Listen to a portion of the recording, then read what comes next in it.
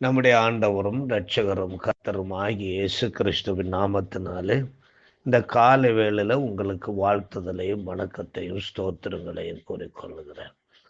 இந்த நாளின் தியானத்துக்காக அப்போஸ்தலனாகிய பவுல் தீமோத்தேயுவுக்கு எழுதிய 2ஆம் நிருபம் குறித்து நாம் தியானிக்க இருக்கின்றோம்.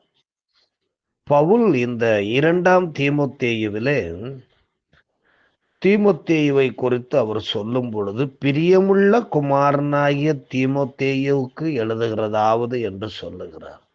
இப்போ 1ஆம் நிருபத்தை நாம் வாசித்த பொழுது அங்கே பவுல் தீமோத்தேயுவை குறித்து சொல்லுகிறார், விசுவாசத்தில் உத்தம குமாரனாகிய தீமோத்தேயுவுக்கு என்கிறார். அப்போ தீமோத்தேயு மாயமற்ற விசுவாசம் உள்ளவனாக, எல்லாவற்றிலும் உண்மையும் உத்தமும் உள்ள ஒரு நல்ல ஊழியக்காரனாகவும் ஒரு மகனை போன்ற ஒரு மனிதனாகவும் தீமோத்தேயு காணப்பட்டிருப்பார்.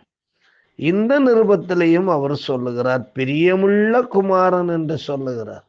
எனக்கு ரொம்ப மனசுக்கு பிடிச்ச ஒரு மகனை போன்ற ஒரு வாலிபன் என்று சொல்லி பவுல் ரொம்ப சந்தோஷப்பட்டு இந்த கடிதத்தை எழுதுகிறார். அவருக்கு அவ்வளவு பிரியமான மனிதனாக இந்த தீமோத்தேயு நடந்து கொண்டிருக்கிறார். அவர் ஒரு இடத்துல அவர் சொல்லும் பொழுது என் மனசுக்கு ஏற்றவன் என்று சொல்றார். ஏன் அவர் இப்படி சொல்றாருன்னு நம்ம பார்த்தோம்னா, இந்த 2ஆம் நிருபத்தை நம்ம வாசித்து பார்க்கும் பொழுது பவுல் தன்னுடைய வாழ்க்கையில பட்ட அநேக வேதனையான கசப்பான அனுபவங்களை தீமோத்தேயுவுக்கு எழுதி அனுப்புறாரு. ஜெயில தான் இருக்கிறாரு, தீமோத்தேயுவுக்கு எழுதி அனுப்புறாரு. எல்லாரும் என்ன கைவிட்டுட்டாங்க, யாரும் என்னோடு இல்லை, வயசான இந்த நேரத்துல என்ன அரெஸ்ட் பண்ணி உள்ள போட்டிருக்கிறாங்க, ஒருத்தர் கூட எனக்கு ஒரு ஆதரவா சொல்வதற்கு யாரும் இல்லை, என்னை விசாரிப்பதற்கு யாரும் இல்லை என்று சொல்லி ரொம்ப ஆதங்கப்பட்டு தீமோத்தேயுவுக்கு எழுதுறார். வேற யாருக்கு இந்த அளவுக்கு அவர் எழுதல, தீமோத்தேயுவுக்கு தான் இதெல்லாம் அவர் தன் மனசுல தான் பட்ட கஷ்டங்களை எல்லாம், மனசுல இருக்கிற வேதனைகளை எல்லாம் தீமோத்தேயுவுக்கு எழுதி அனுப்புறார். உலகத்துல பவுலை பொறுத்த மட்டும் தன்னுடைய வேதனைகளை எல்லாம் தேவனிடத்துல தெரியப்படுத்துவார். ஆனா இந்த உலக ரீதியா ஒருத்தருக்கிட்டையாவது தன் மனசுல இருக்கிற குறைகளை எல்லாம் எடுத்து சொல்லுக்கு வேணும் இல்லையா? அப்படி பவுலுக்கு யாரு கிடைக்காம போயிடுச்சு. உபத்திரவம் வரும் பொழுது எல்லாரும் உதறிட்டு போயிடுவாங்க என்பது பவுலனுடைய வாழ்க்கையில நெசமாயிடுச்சு. ஆனா தீமோத்தேயு அதிகமா பவுலை நேசித்தான், பவுலும் தீமோத்தேயுவை நேசித்தார். ஒரு குமாரனை போல நடந்து கொண்டார். அதனாலதான் பிரியமுள்ள குமாரனுக்கு என்று அவர் சொல்லுகிறார். அவர் என்ன சொல்றாருன்னு, நான் என்ன உனக்கு கற்பித்தேனோ அதுல நிலைத்திரு, நான் ரொம்ப கஷ்டப்பட்டுட்டு இருக்கிறேன், நான் கற்றுக் கொடுத்ததுல நிலைச்சிரு, உன் கூட இருக்கிறவங்களை எல்லாம் நம்பி நீ அப்படி நிக்காத, ஆண்டவரை நம்பி மட்டுமே நீ நிலைத்திரு என்று சொல்லி சொல்றார். பவுல் இன்னும் ரோமாபுரி சிறையில் இருக்கிறார். அவருடைய ஜீவனுக்கு மிகுந்த ஆபத்து உண்டாகி இருக்கிறது. 2 தீமோத்தேயு 4ஆம் அதிகாரம் 6ஆம் வசனத்துல பவுல் சொல்றாரு, நான் இப்பொழுதே பானபலியாக மார்க்கப்பட்டு போகிறேன், நான் தேகத்தை விட்டு பிரியும் காலம் வந்தது என்று பவுல் தனக்கு மரண சமீபமாயிருப்பதை தீமோத்தேயுவுக்கு எழுதுகின்றார். நீரோ மன்னனுக்கு முன்பாக பவுல் அழைத்து வரப்பட்டு விசாரிக்கப்பட்டார். நான் முதல் விசை உத்தரவு சொல்ல நிற்கையில் என்று 4ஆம் அதிகாரம் 16ஆம் வசனத்துல அவர் குறிப்பிடுகின்றது இந்த காரியம்தான் இருக்க வேண்டும். அப்போது பவுலோடு கூட ஒருவரும் இருக்கவில்லை, எல்லாரும் அவரை கைவிட்டு விட்டார்கள். எப்படி இயேசு கிறிஸ்துவை பிடிக்கும் பொழுது எல்லாரும் அவரை விட்டு ஓடி போனாங்களோ, அதே மாதிரி பவுலை விசாரணைக்கு கொண்டு போகும் பொழுது யாரும் பவுலோடு இல்லை, உதவிக்கு யாரும் இல்லாமல் போயிட்டாங்க. கிபி 68 பவுல் இந்த நிருபத்தை ரோமாபுரியிலிருந்து எழுதினார். அப்போஸ்தலர் 28 நாம் வாசிக்கும் போது அங்கே எழுதப்பட்டுள்ள பிரகாரம் பவுல் இந்த நிருபத்தை எழுதிய போது சிறையில் இருந்து விடுவிக்கப்பட்டிருக்க வேண்டும்.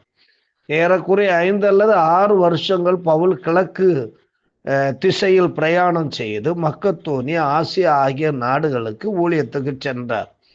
2 தீமோத்தேயு எழுதிய பின்பு பவுல் மறுபடியாக கைது செய்யப்பட்டு ரோமாபுரிக்கு அனுப்பப்பட்டார் என்று வரலாறு சொல்லுகின்றது. தீமோத்தேயு ஒரு மாயமற்ற விசுவாசம் உடையவனாக இருந்தான் என்பதை 1 நாம் வாசிக்கின்றோம். சொல்றாரு, உன்னிலுள்ள மாயமற்ற விசுவாசத்தை நான் நினைவு கூறுவதினாலே என் முன்னோர்கள் முதற்கொண்டு சுத்த மனசாட்சியோடு ஆராதித்து வரும் தேவனை நான் ஸ்தோத்தரிக்கிறேன். இப்படி மாயமற்ற விசுவாசம் உள்ள நல்ல பிள்ளைங்களை இந்த காலங்களில் பார்க்க முடியதில்லை. ஆனா உனக்குள்ள அப்படிப்பட்ட மாயமற்ற விசுவாசம் இருப்பதை குறித்து எனக்கு என் ஆண்டவரை நான் ரொம்ப மகிமைப்படுத்துறேன், ஸ்தோத்தரிக்கிறேன்னு அவர் சொல்றார்.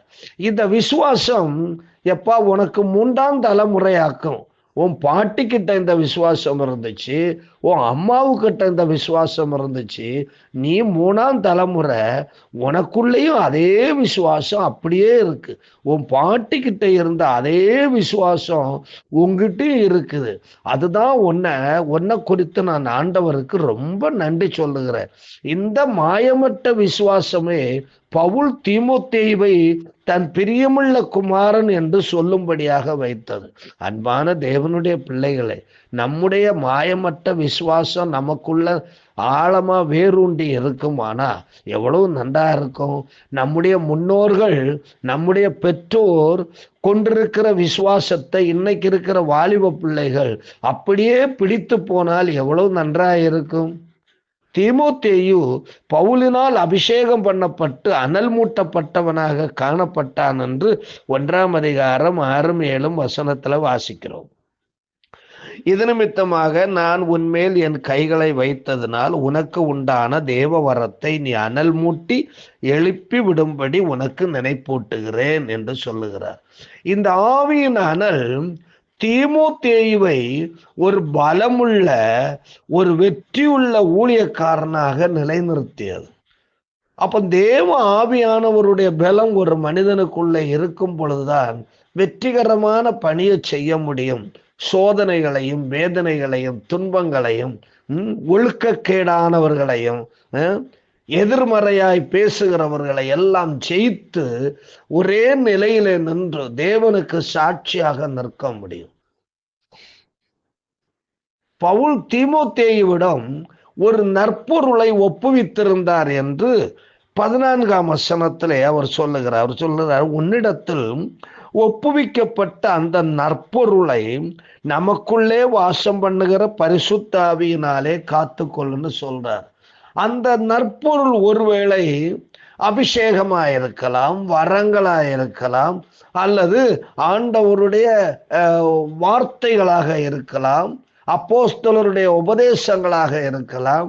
அப்படிப்பட்ட ஒரு நற்பொருளை பவுல் ஊழியத்துக்கு அனுப்பப்பட்ட இந்த தீமோத்தேயுவுக்கு கொடுத்திருந்தார். அவர் சொல்றாரு, எந்த சூழ்நிலை வந்தாலும் உங்ககிட்ட கொடுத்திருக்கிற அந்த நற்பொருளை, அந்த நல் விஷயத்தை நீ எந்த காலத்திலும் எந்த சூழ்நிலையிலும் விட்டுறக்கூடாது. அதை பத்திரமா உனக்குள்ள இருக்கும்படியாய் நீ பாதுகாத்துக்கொள். ஒருவேளை உண்மையாக கூட இருக்கலாம், உத்தமமா கூட இருக்கலாம், நல்மனசாட்சியா கூட இருக்கலாம்.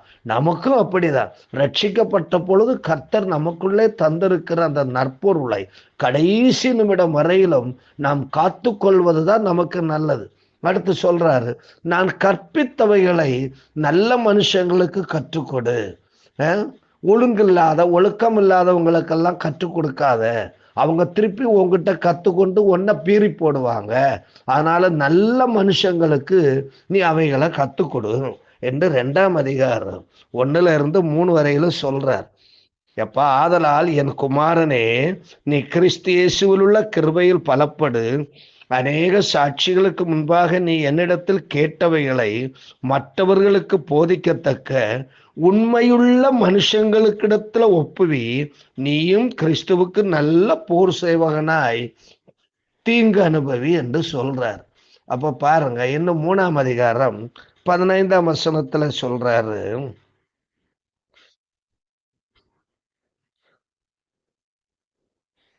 14-15, நீ கற்று நிச்சயித்து கொண்டவைகளில் நிலைத்திரு, அவைகளை இன்னாரிடத்தில் கற்றாய் என்று நீ அறிந்திருக்கிறதும் அல்லாமல் கிறிஸ்து இயேசுவை பற்றும் விசுவாசத்தினாலே உன்னை இரட்சிப்புக்கேற்ற ஞானம் உள்ளவனாக்கத்தக்க பரிசுத்த வேத எழுத்துக்களை நீ சிறு வயது முதல் அறிந்தவன் என்றும் உனக்கு தெரியும்.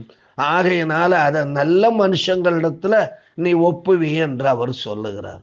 பவுல் மேலும் சொல்லுகிறார், நாம் அவரோடு கூட பாடுகளை சகித்தோம்னா அவரோடு கூட ஆளுகை செய்வோம். ஆகையினால ஆண்டவராகி இயேசு கிறிஸ்துவ நிமித்தம் நாம படுகிற உபத்திரவத்தை குறித்து வெட்கப்பட வேண்டியதில்லை, பயந்து ஓடி ஒழிக்க வேண்டியதில்லை.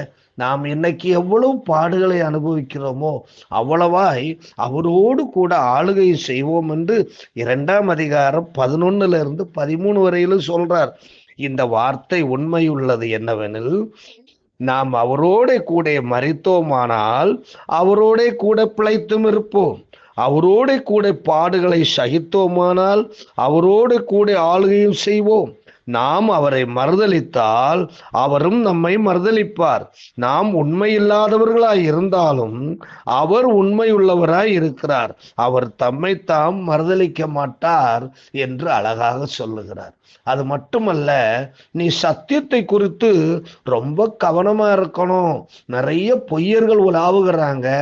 சத்தியத்தை காசுக்காக மாத்துகிறவங்க இருக்கிறாங்க.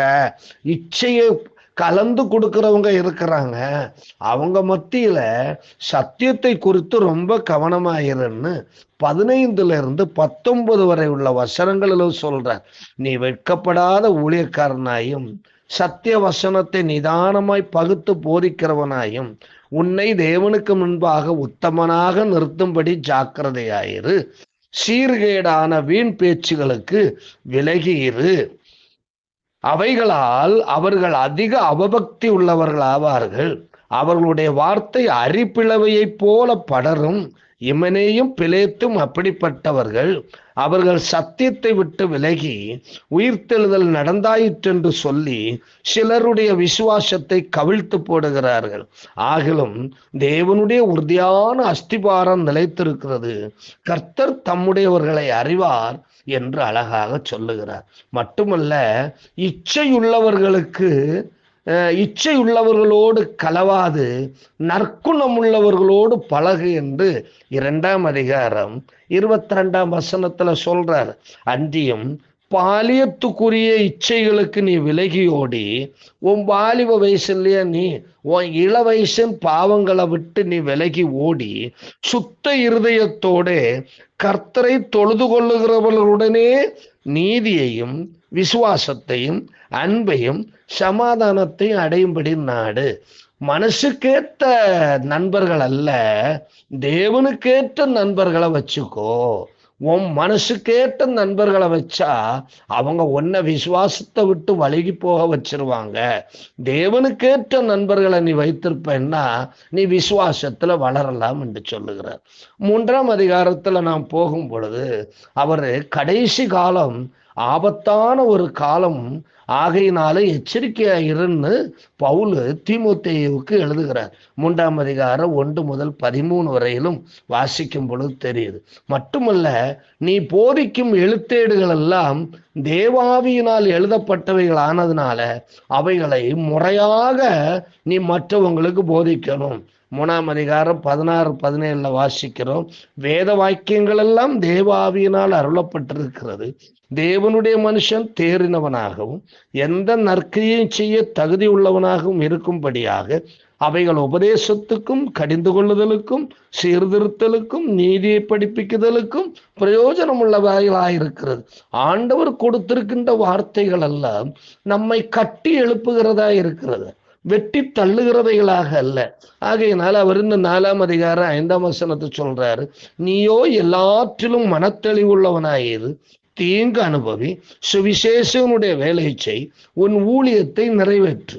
7ஆம் வசனத்துல சொல்றாரு, நானு நல்ல போராட்டத்தை போராடினேன், ஓட்டத்தை முடித்தேன், விசுவாசத்தை காத்துக்கொண்டேன். தேவன் என்கிட்ட கொடுத்ததெல்லாம் நான் நல்லபடியா காத்து கொண்டு நிலைநிறுத்தினேன். நீயும் அதே மாதிரி இரு. எனக்கு ஆண்டவர் நீதியின் கிரீடம் வச்சிருக்கிறாரு, அதை பெற்றுக்கொள்வதற்காக நான் இப்ப பிரயாணம் பண்ணுகிறேன்னு பவுல் சொல்றார். மேலும் பவுல் தன் போதனைகளை தன் பெரிய குமாரனுக்கு தெரிவிக்கிறார். அவர் சில போதனைகளை சொல்றார். 4ஆம் அதிகாரம் 6ஆம் வசனத்துல சொல்றாரு, நான் இப்பொழுதே பானபலியாக வார்க்கப்பட்டு போகிறேன், நான் தேகத்தை விட்டு பிரியும் காலம் வந்தது என்று சொல்லுகிறார். 10ஆம் வசனத்துல சொல்றாரு, அதாவது தேமா இப்பிரபஞ்சத்தின் மேல் ஆசை வைத்து என்னை விட்டு பிரிந்து தெசலோனிக்கே பட்டணத்துக்கு போய்விட்டான். கிரஸ்கே கலாத்தியா நாட்டிற்கும் தீத்து தல்மத்தியா நாட்டிற்கும் போயிட்டாங்க. எல்லாரும் என்னை விட்டுட்டு போயிட்டாங்கப்பா சொல்லிட்டு 14ஆம் வசனத்துல சொல்றாரு, கண்ணானாகிய அலெக்சாந்தர் எனக்கு வெகு தீமை செய்தான், அவனுடைய செய்கைக்கு தக்கதாக கர்த்தர் அவனுக்கு பதிலளிப்பாராக என்று சொல்றார். அது மட்டுமல்ல, 16ல இருந்து 18 வரை வாசிக்கும் பொழுது, நான் முதல் விசை உத்தரவு சொல்ல நிற்கையில் ஒருவனும் என்னோட கூட இருக்கவில்லை, எல்லாரும் என்னை கைவிட்டார்கள். கர்த்தரோ எனக்கு துணையாக நின்று என்னாலே பிரசங்கம் நிறைவேறுகிறதற்காகவும் புறஜாதியார் எல்லாரும் கேட்கிறதற்காகவும் என்னை பலப்படுத்தினார். சிங்கத்தின் வாயிலிருந்து கூட நான் ரட்சிக்கப்பட்டேன். ஆண்டவர் தான் என்னை மீட்டார். கர்த்தர் எல்லா தீமையினின்று என்னை ரட்சித்து தம்முடைய பரம ராஜ்யத்தை அடையும்படி என்னை காப்பாற்றுவார். ஒருத்தர் என்னை காப்பாட்டுக்கு வரல, ஆனா ஆண்டவர் என்னை காப்பாத்தினார்னு சொல்லுகிறார். அன்பானவர்களே, ஒரு மூத்த ஊழியனுக்கு ஒரு நல்ல துணைவனாக ஒரு நல்ல ஊழியன் கிடைப்பது ஒரு பெரிய பாக்கியம். ஒரு நல்ல மூத்த ஊழியக்காரனுக்கு ஏற்ற மனசுக்கேற்ற ஒரு நல்ல ஊழியக்காரன் கூடவே இருந்து எல்லாத்தையும் கவனிக்க ஒருத்தன் கிடைப்பது மிக பெரிய பாக்கியமாகும். இந்த பவுல் இந்த நிருபத்துல அவர் சொல்லக்கூடிய சில விஷயங்களை நம்ம பார்க்கிறோம். 7ஆம் வசனத்துல சொல்றாரு, தேவன் நமக்கு பயமுள்ள ஆவியை கொடாமல் பலமும் தெளிந்த புத்தியும் உள்ள ஆவியையே கொடுத்திருக்கிறார். அது மட்டும் இல்ல, 9ஆம் வசனத்துல சொல்றாரு, அவர் தம்முடைய கிரியைகளின்படி நம்முடைய கிரியைகளின்படி நம்மை ரட்சிக்காமல் தம்முடைய தீர்மானத்தின்படியும் ஆதி காலம் முதல் கிறிஸ்து இயேசுவுக்குள் நமக்கு அருளப்பட்ட கிருபையின்படியும் நம்மை ரட்சித்து பரிசுத்த அழைப்பினாலே நம்மை அழைத்திருக்கிறார். 10ஆம் வசனத்துல என்று சொல்றாரு, அப்படி அவர் சுவிசேஷத்தை கொடுத்துக்க நம்ம அழைத்ததுனால ஜீவனையும் அழியாமையும் அந்த சுவிசேஷத்தினாலே அவர் வெளியரங்கமாக்கி இருக்கிறார். மேலும் 2ஆம் அதிகாரம் 7ஆம் வசனத்துல வாசிக்கும் பொழுது, நான் சொல்லுகிறவைகளை சிந்தித்துக்கொள், கர்த்தர் எல்லா காரியங்களிலும் உனக்கு புத்தியை தந்தருள்வார் என்று சொல்லி பவுல் அழகாக தீமோத்தேயுக்கு எழுதுகிறார். அன்பான தேவனுடைய பிள்ளைகளே, இந்த தீமோத்தேயுவை போல மூத்த ஊழியர்களுக்கு நல்ல சேவை செய்யக்கூடிய ஊழியர்கள் இருப்பார்கள் என்றால் அந்த ஊழியம் ஆசீர்வாதமாக இருக்கும். மோசேக்கு ஒரு நல்ல யோசுவா, பவுலுக்கு ஒரு நல்ல தீமோத்தேயு. அன்பு நிறைந்த ஆண்டவரே, இந்த கால வேளையில உண்மை நாங்கள் சோதரிக்கிறோம். ஒருவருக்கொருவர் பெரியவங்களை ஆண்டவர் தாங்கி அவர்களுடைய வார்த்தையை கேட்டு அதன்படி நடந்து அவர்களுக்கு ஏற்றப்பட பிரகாரம் அவர்களை பராமரித்து அவர்களுடைய வழிமுறைகளை கற்று பின் சந்ததிகளுக்கு கொண்டு போகக்கூடிய நல்ல உண்மையுள்ள வாலிபர்கள் ஆண்டவரே எங்கள் தேசத்துல எங்கள் சபைகளில் எழும்பும்படியாக நாங்கள் உம்மிடத்துல வேண்டுகிறோம். இயேசு கிறிஸ்துவின் மூலம் கேட்கிறோம். இரக்கம் நிறைந்த பரமபிதாவே, ஆமென். God bless you.